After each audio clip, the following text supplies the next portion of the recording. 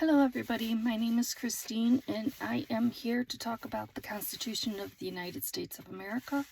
I had decided that after Memorial Day and until July 4th, I would read the Constitution, but I did not realize that it would take much longer than that. Because it's not just reading it, it's trying to interpret it in a way that people would understand, the layperson would understand. And so far we have done Article 1, 2, and 3, and those were the triangle of our democracy, the legislative branch, which is the House and the Senate, the judicial branch, with the Supreme Court, and the presidency and the vice presidency. I can't remember the name of that off the top of my head. Don't mind me. I flipped over on a highway 20-something years ago and brain hasn't been the same since. Anyway, we are now on Article 4, which are the states' acts. And Section 1 starts. Full faith and credit shall be given in each state to the public acts, records, and judicial proceedings of every other state, and the Congress may, by general laws, prescribe the manner in which such acts, records, and proceedings shall be proved, and the effect thereof. So basically, this just means that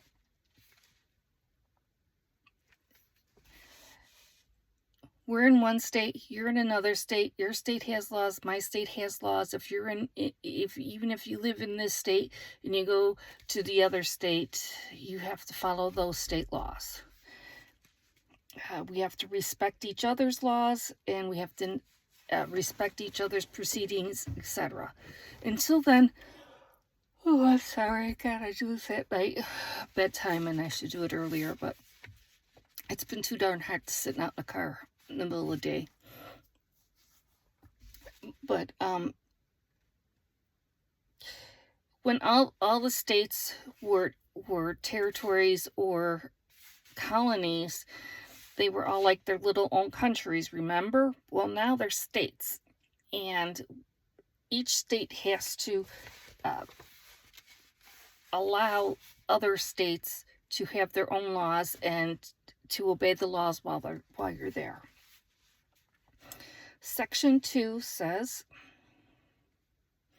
the citizens of each state shall be entitled to all privileges and immunities of citizens of the several states. Several states just means all states. They didn't put a number in.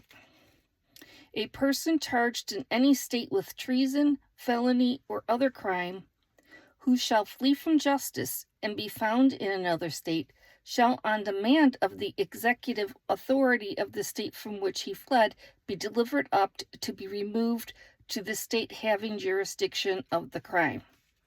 Which basically means that I'm here in Illinois. If I do some kind of crime and I run off to Minnesota, Minnesota can say, hey, and people from Illinois know I'm in Minnesota. They can say, hey, you have to give me back. The next part is, no person held to service or labor in one state under the laws thereof, escaping into another, shall, in consequence of any law or regulation therein, be discharged from such service of labor, but shall be delivered up on claim of the party to whom such service or labor may be done. And that is the Fugitive Slave Act. And basically that just means that we didn't have slavery. Well, it's not like it was outlawed in Illinois. There just weren't very many slaves in Illinois. There might have been a few. So we were part of the Underground Railroad, and if people were caught here, they can be sent back to the state from which they came from, which is why the Underground Railroad was so secretive. Of course, the 13th Amendment changed all of that. Section 3. New states may be admitted by Congress into this union, but no new state shall be formed or erected within the jurisdiction of any other state, nor any state be formed by the junction of two or more states, or parts of states, without the consent of the legislatures of the states concerned, as well as of the Congress. And this means that they knew there were going to be more states. People were moving towards the west. In order for those states to become states, things needed to happen. But in the meantime, for the states that were already formed, they couldn't split off, or they couldn't have another state inside the state that already was. But West Virginia was staunchly against slavery, and they broke off from Virginia, and that was allowed. So that was like a state that already was, and it broke off because of slavery. And back to the whole Fugitive Slave Act. They didn't want to, remember that whole 1808 thing, 20 years, to deal more strongly with slavery, and that's part of the reason why they did what they did there. The Congress shall have the power to dispose of and make all needful rules and regulations respecting the territories or other property belonging to the United States, and nothing in this Constitution shall be so construed as to prejudice any claims of the United States or any particular state. So basically that means that the territories that are not states are territories, and they belong to the United States. So they're allowing the 13 colonies to become states, but the rest of any kind of land that is owned or that was sold to them belongs to the United States, and they can keep it or sell it as they see fit.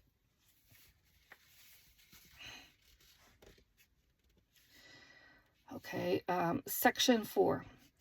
The United States shall guarantee to every state in this union a republican form of government, and shall protect each of them against invasion, and on application of the legislature or of executive, when the legislature cannot convene, against domestic violence. Okay, this basically means that from now on, the United States as a whole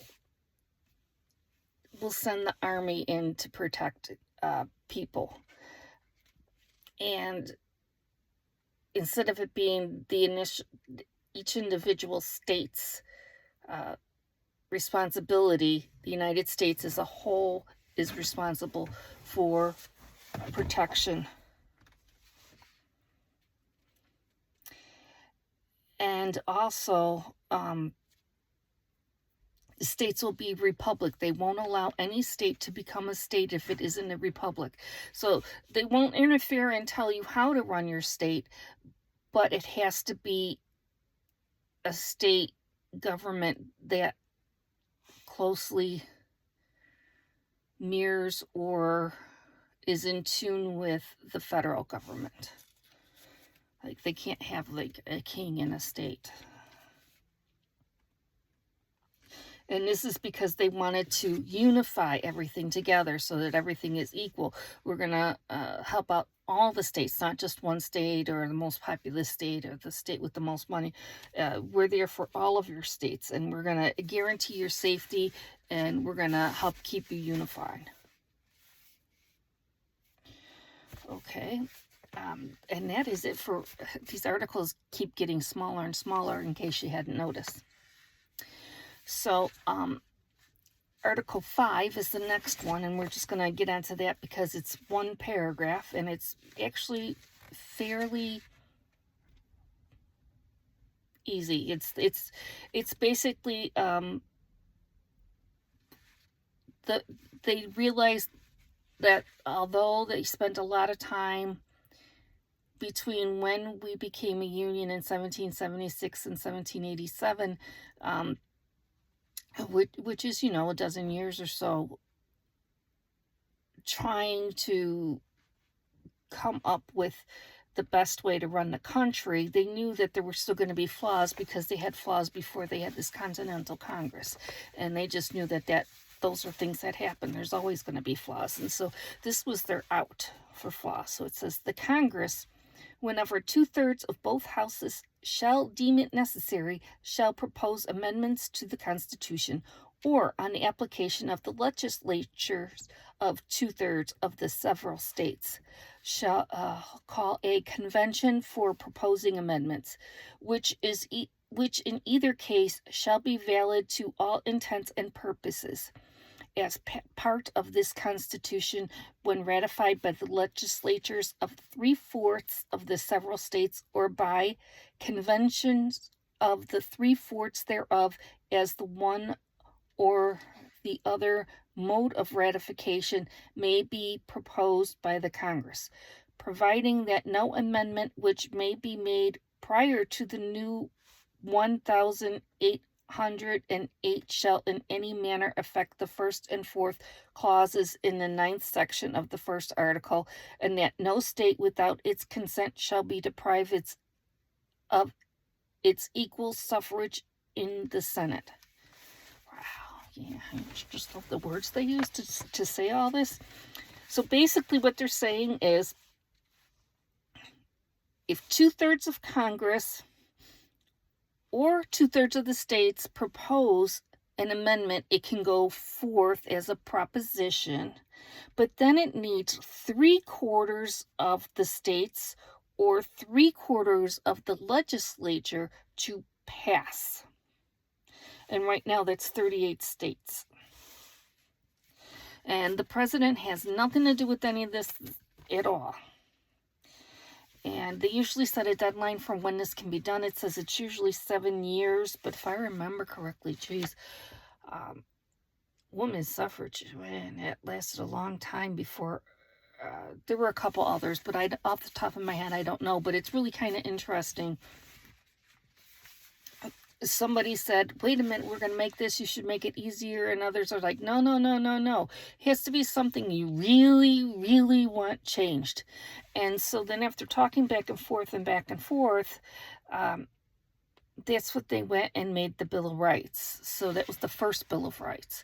And so we have those, and we'll get into those in the next few days. But the idea is that, yes, sometimes we need to make changes in the Constitution. Now, all people 18 and over who are United States citizens can vote. And it wasn't back then. It was men, white men mostly. And they're we'll get in.